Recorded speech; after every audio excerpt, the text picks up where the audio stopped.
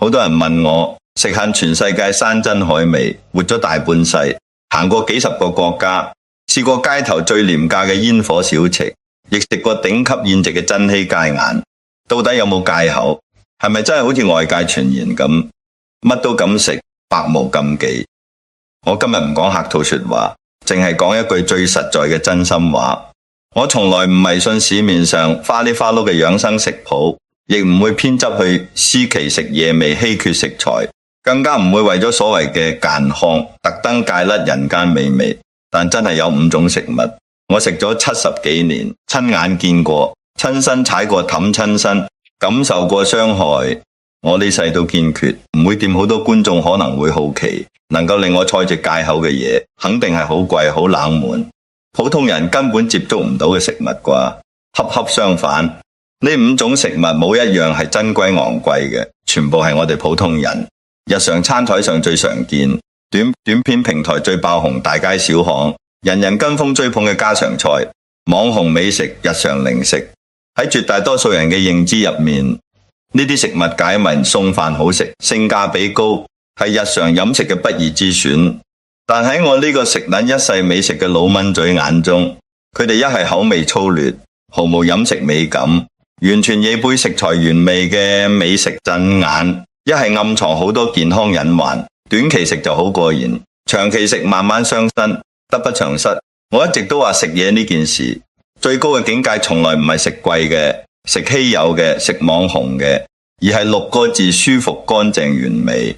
凡係違背呢6個字嘅食物，唔理全網幾多人推薦，唔理幾多年輕人追捧，唔理商家吹到天花龍鳳，我都唔會試一啖。今日呢條片，我唔會講枯燥嘅養生理論，唔販賣焦慮，唔故弄玄虛，我只係結集我幾十年嘅飲食閱歷，行遍全世界嘅所見所聞，親身踩過嘅所有氹，認真同大家講透呢5種傷身又難食嘅食物。每一種我都會講清楚，點解唔食，差喺邊度，傷喺邊度，普通人應該點樣避開誤區。首先第一種我堅決唔掂嘅食物，就係市面上最常見嘅普通養殖三文魚刺身。而家唔理係日式料理店自助餐，定係生鮮超市外賣平台，養殖三文魚都係絕對嘅網紅爆款。幾乎所有人都覺得三文魚刺身鮮甜軟糯，脂肪豐盈，口感高級，平價又有質感，係普通人都能夠消費得起嘅高端生食。尤其係好多後生仔女、女仔、細路仔特別中意食，聚餐必點，自助餐必搶，甚至有人每個禮拜都要食好幾次。但我食咗一世生嘢，試諗日本正宗刺身料理，從嚟唔掂市面上嘅養殖三文魚刺身。好多人唔知，你哋追捧嘅網紅三文魚刺身喺真正嘅日式傳統美食體系入面，根本上唔到大台，更加係老一輩日本人從來唔食嘅食材。我後生嗰陣，長年往返香港、日本、東南亞深耕美食行業，幾十年見證咗三文魚刺身又冇人問津到全網爆紅嘅成個過程。早年日本正統嘅刺身食材只有提魚、吞拿魚、竹具魚、北極貝呢啲深海野生魚種，肉質乾淨，肌理通透，天性潔淨，自帶純粹嘅鮮甜。而三文魚從來都唔係傳統刺身食材，大家可以去睇返幾十年前嘅日本料理典籍、老牌料理店菜單，根本揾唔到三文魚刺身嘅蹤影。佢之所以能夠風靡全球、爆紅全網，完全係現代商業化運作嘅結果。商家為咗大批量產、低成本賺錢，迎合大眾口味，降低入門檻，特登炒作嘅網紅食法。我之所以徹底戒甩養殖三文魚，唔係跟風挑剔，係親眼見過最真實嘅畫面，徹底打沉咗我嗰時嘅念頭。早年我喺國外大型生鮮超市考察，專登睇過鮮活養殖三文魚嘅狀態。我清楚見到好多鮮活嘅養殖三文魚，魚身表面魚肉肌理隙縫之中，藏住肉眼可見嘅寄生蟲同蟲卵。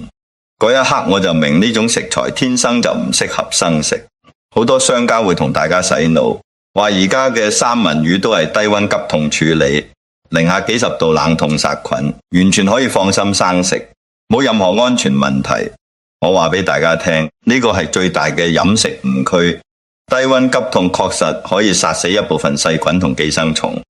但絕對冇辦法做到100%根除。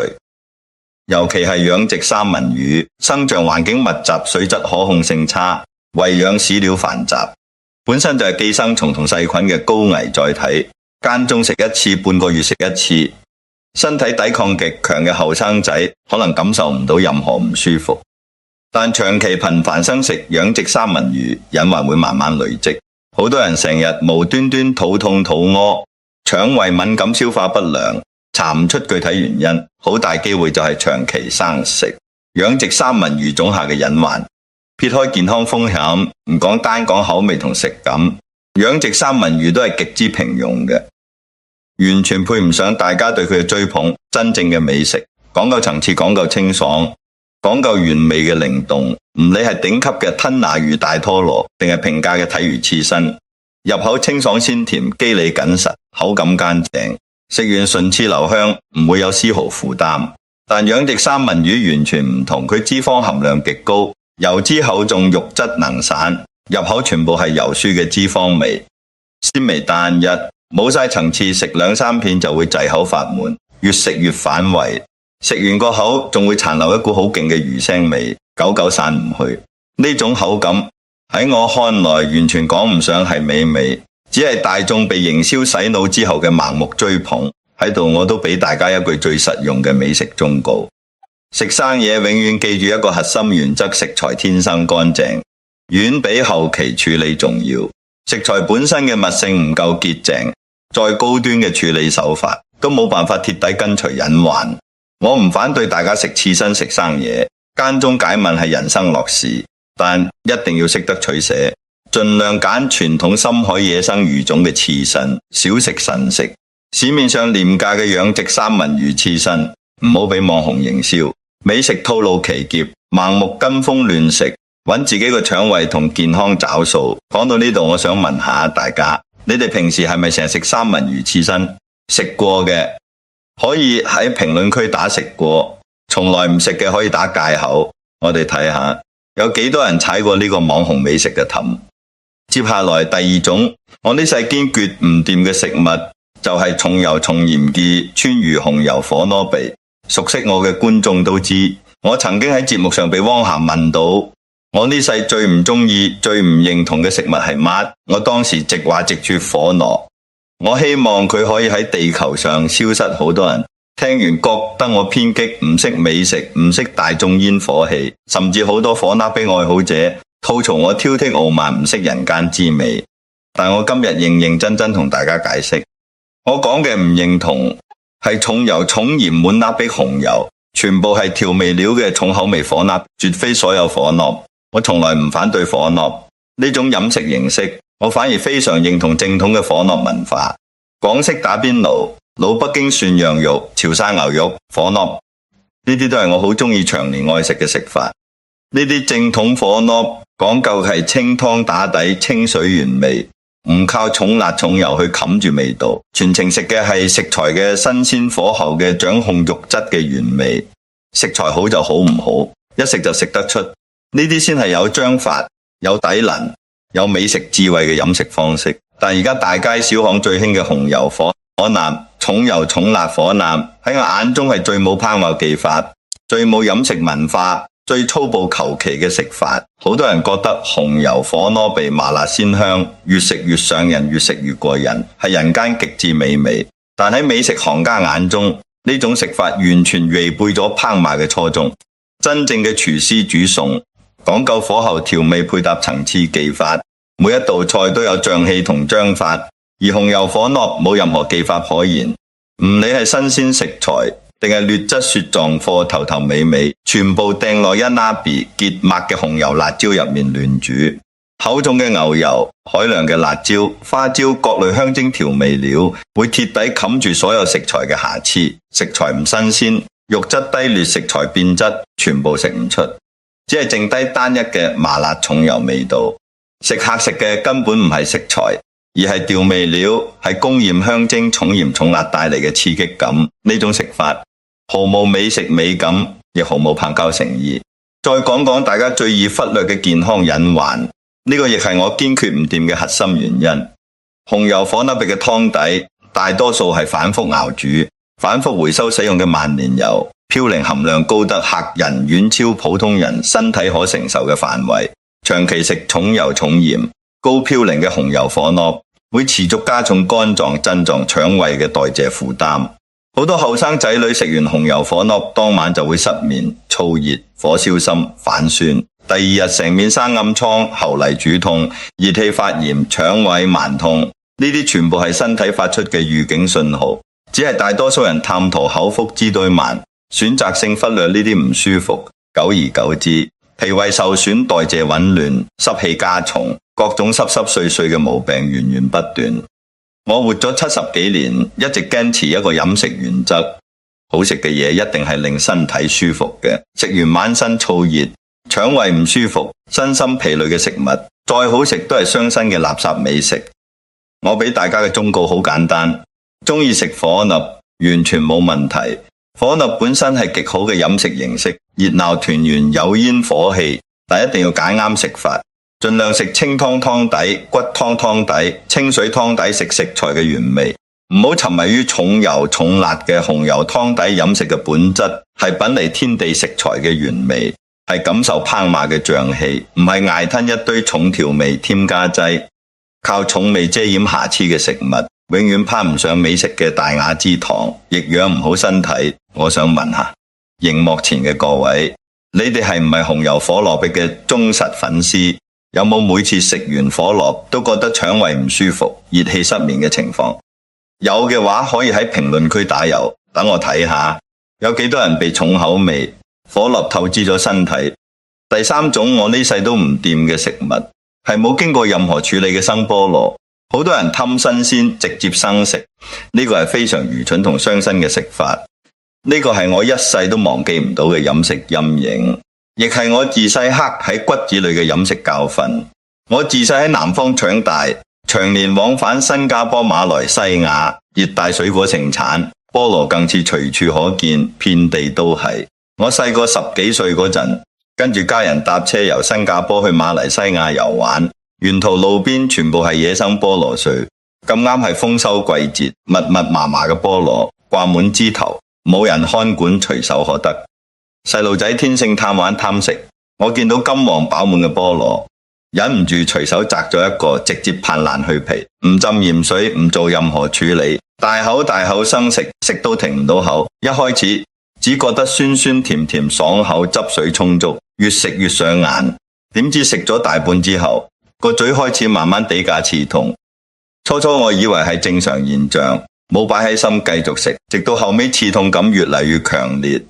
口腔火辣辣咁痛。我低頭一睇，先發現自己個口腔內壁、條脷、嘴唇全部被劃損流血，又痹又痛又脹，難受到講唔到嘢。自嗰次慘痛嘅經歷之後，我呢世再冇食過一啖生菠蘿。我一直都告知身邊嘅後輩、朋友、觀眾，菠蘿絕對唔可以生食。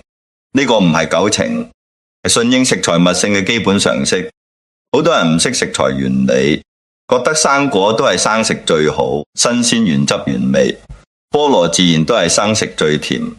但大家要明白，每一種食材都有自己嘅天性，有自己嘅食用規則。違背物性食嘢，一定會俾身體抌罰。生菠蘿入面含有大量嘅菠蘿蛋白酶，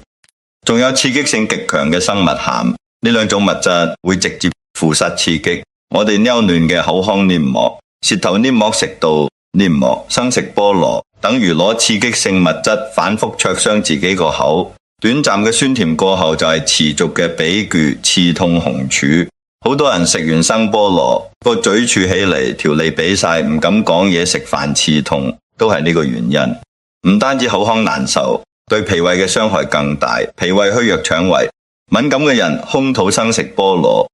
極易引發嚴重嘅胃痛、肚鳴、反酸、肚屙，甚至出現食物過敏、腸胃抽筋嘅情況。好多家長唔識常識，見到細路中意食酸酸甜甜嘅菠蘿，直接拍新鮮菠蘿去皮俾細路生食，殊不知呢個係靜靜雞傷害緊細路咬亂嘅腸胃同口腔。細路仔脾胃虛弱，黏膜脆弱，比成年人更容易受到刺激。長期生食菠蘿會損傷脾胃根基，埋下腸胃隱患。真正識食會食嘅人，從來唔會生食菠蘿。菠蘿嘅最佳食法，從來唔係生食，而係鹽水浸泡煮熟入，做成甜品。新鮮菠蘿去皮之後，必須放入淡鹽水入面，充分浸泡15到20分鐘。鹽水可以有效中和菠蘿蛋白酶同生物餡，去除刺激性保留，酸甜原味，食落清爽可口，唔會有任何刺痛感。除此之外，菠蘿入櫃煮熟煲湯，做成菠蘿甜品，口感同營養都會更加好，溫和養胃，香甜適口，其實老少咸宜。我成日話食材有物性，飲食有章法，食嘢唔好憑自己嘅喜好盲目亂食，唔識食材違背物性，盲目生食亂咁食，就係實打實咁同自己嘅身體作對。我想問下大家，你哋以前有冇直接生食過菠蘿？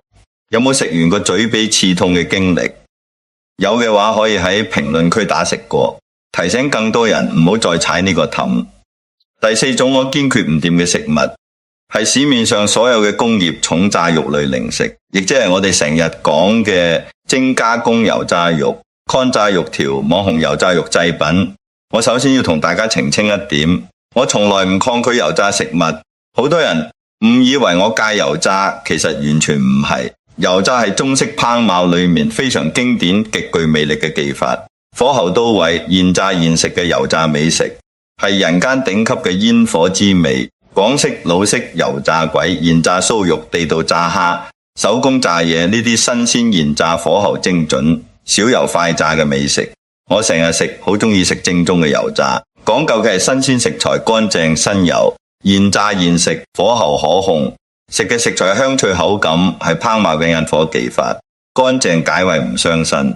但工業批量生產、反覆油炸、深度加工嘅油炸肉類零食係完全唔同嘅嘢，我一啖都唔會掂，而且我嘅身體對呢類食物有住極強嘅排斥性，從來唔會出錯。只要我食一啖工業重炸嘅肉、乾炸肉零食、網紅超薄炸豬肉，唔使半個鐘，喉嚨一定會開始乾舊痕發炎，跟住就係傷風感冒，成身冇力，幾十年都係咁。身體嘅反應永遠最真實，佢好直白咁話，我知呢種食物身體冇辦法承受，極度傷身。好多後生仔女特別中意食呢類工業油炸零食，追劇、熬夜、碌手機嘅時候隨手拆開一包，鮮香酥脆，鹹香入味，越嚼越香，一啖接一啖，根本停唔到手，覺得只係普通零食，冇傷大雅。但大家根本唔知呢類工業化油炸肉製品到底有幾劣質，幾傷身。首先佢哋嘅製作油脂全部係工廠反覆高溫加熱循環使用嘅廢油，油脂經過無數次高溫反覆油炸，會產生大量有害物質、氧化物質、致癌物。油脂早已變質齊同淤塞，極之難消化。其次，為咗延長保質期，提升口感，降低成本，呢類工業炸肉會添加大量嘅鹽味精、香精、防腐劑、增味劑、疏鬆劑，徹底冚住食材本身嘅劣質味道。從口味上嚟講，呢種工業炸肉毫無美食層次可言。新鮮肉類嘅鮮香、嫩滑原味早已被反覆高溫油炸徹底炸乾、炸死、炸到變質，最後剩翻嘅只有工業調味料嘅重鹹味、油花味，除咗短暫嘅解暈刺激，冇任何美味可言。從健康角度嚟講，佢係實實在在嘅傷身零食。厚重嘅變質油脂、海量嘅添加劑、高溫產生嘅有害物質進入人體之後極難代謝，會持續淤塞，腸胃加重肝腎負擔，影響身體循環。好多後生仔女年紀輕輕就有濕氣重、肥胖、脂肪肝、腸胃虛弱、代謝緩慢嘅問題。除咗熬夜、作息唔規律，最大嘅原因就係長期食工業油炸零食，好食一時，傷身長久，日積月累，身體只會越嚟越差。我俾大家嘅忠告好明確，想食油炸、中意油炸嘅口感完全冇問題。美食本該隨住自己，但一定要堅守實線，只食現炸、鮮炸、小炸嘅手工油炸美食，堅決戒甩各種反覆油炸、深度加工嘅油炸零食。美食嘅底線永遠係新鮮乾淨、天然原味，絕非重油、重加工、重添加劑嘅流水線。產物唔好為咗一時嘅口腹之眼，透支自己嘅身體健康。大家平時係咪成日囤呢類油炸肉類零食？係咪冇嘢做就中意食兩啖？可以喺評論區打成日食，正視自己嘅飲食習慣，慢慢調整，養好身體。最後一種，我呢世唔掂，亦極度唔推薦。大家多食嘅食物就係各類重味意味刺激食物，包括過量生蒜、濃韭菜、重發酵意味食材。好多人睇到呢度會疑惑，蒜同韭菜都係家常食材，家家戶戶都食緊，點解我會戒口？大家留意，我從來唔反對煮餸調味少量食用，烹賣過程中加入少少蒜、韭菜提香增鮮，係極好嘅烹爆手法。我完全認同，我堅決唔掂嘅係生食大量生蒜、大啖生食韭菜、過量食用重發酵意味食物，呢種食法既傷身又失禮，係最唔划算嘅飲食方式。我縱橫問難，商界、影視圈、美食圈幾十年，成世人同人打交道，見過無數人，亦睇透咗飲食背後嘅人情世故、生活分寸。我一直覺得飲食唔單止係填飽個肚、滿足口腹之，更加係一個人嘅體面、分寸、氣質，係一個人生活修為嘅外在體現。好多人唔識呢個道理，食飯只係自己過癮，完全唔理身體感受，唔理他人感受。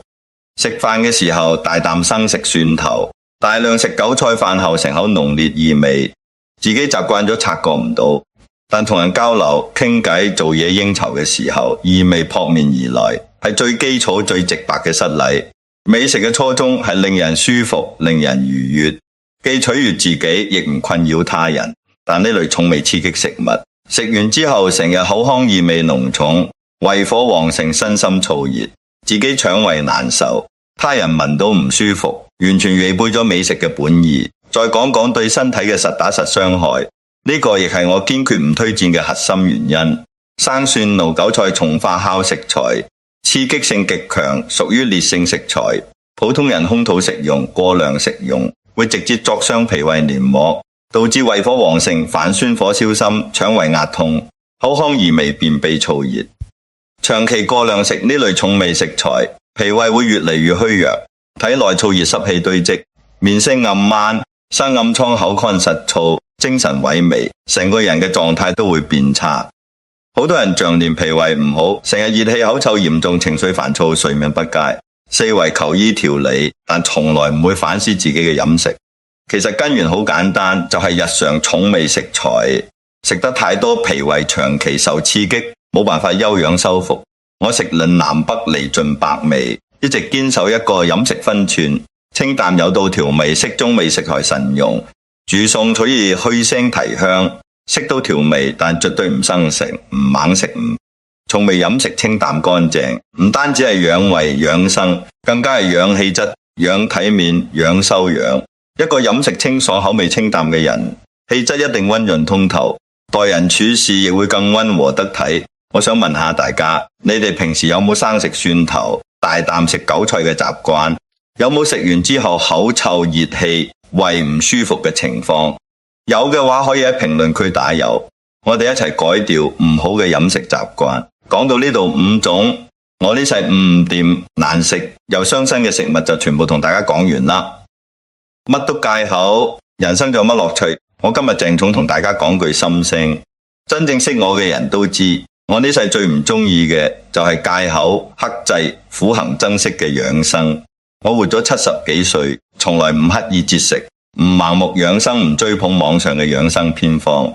豬油我大膽食，肥肉我適量食，甜品我中意食，油炸我會食，小酒我淺嚟。人間所有正經嘅美味，我都願意做事，願意享受。